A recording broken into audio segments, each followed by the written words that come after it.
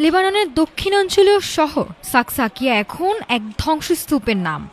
গত শুক্রবারের ফুটেজে দেখা যায় ইসরায়েলি বিমান হামলার তাণ্ডবে ধুলো মিশেছে সাধারণ মানুষের ঘরবাড়ি।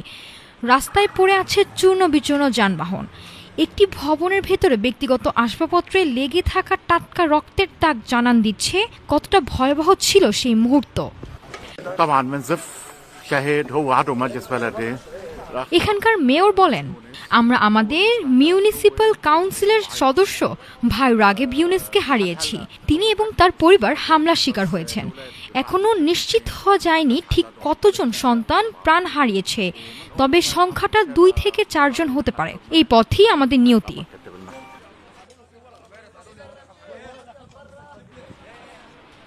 লেবানিজ সংবাদ মাধ্যমের তথ্য মতে সিডন জেলার এই অভিযানে অন্তত 4 জন নিহত এবং 8 জন গুরুতর আহত হয়েছেন। তবে উদ্ধার কাজ চলায় নিহতের সংখ্যা আরও বাড়তে পারে বলে আশঙ্কা করা হচ্ছে। এদিকে ইসরায়েলি বাহিনী জানিয়েছে বৈরুতে হিজবুল্লাহ সন্ত্রাসী অবকাঠামো গুঁড়িয়ে দিতে তাদের অভিযান অব্যাহত থাকবে।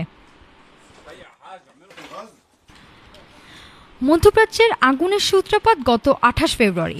ইরানের পরমাণু কর্মসূচি নিয়ন্ত্রণের আলোচনার মাঝে যুক্তরাষ্ট্র ও ইসরায়েলের যৌথ সামরিক অভিযান পরিস্থিতিকে নিয়ন্ত্রণের বাইরে নিয়ে যায়। তেহরানও দমে থাকেনি।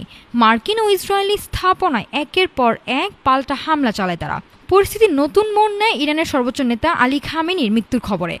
তার স্থলাভিষিক্ত হয়েছেন ছেলে মোস্তফা খামেনি। এই হত্যাকাণ্ডের প্রতিশোধ নিতে হিজবুল্লাহ সরাসরি যুদ্ধে ছড়িয়ে পড়লে সংঘাত ছড়িয়ে পড়ে লেবাননেও। বন্ধ করে দেয়া হয় বিশ্বের অন্যতম গুরুত্বপূর্ণ সমুদ্রপথ হরমুজ প্রণালী।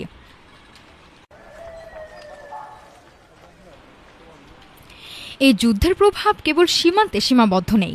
বিশ্ববাজারে তেলের দাম ব্যারেল প্রতি $100 ছাড়িয়েছে। অস্থির হয়ে উঠেছে জ্বালানি বাজার, যার ফলে বিভিন্ন দেশে শুরু হয়েছে গণবিক্ষোভ। এক অনিশ্চিত ভবিষ্যতের দিকে এগিয়ে যাচ্ছে পুরো বিশ্ব।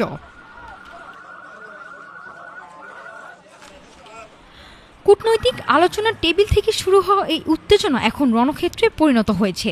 সাকসাকিয়া রক্তক্ষয়ী অধ্যায় মধ্যপ্রাচ্যের এই দীর্ঘস্থায়ী সংকটের ক্ষয়ে যেন নতুন করে নুনের ছিটা দিচ্ছে। নাফিসা সামিয়া, ঢাকা টুডে।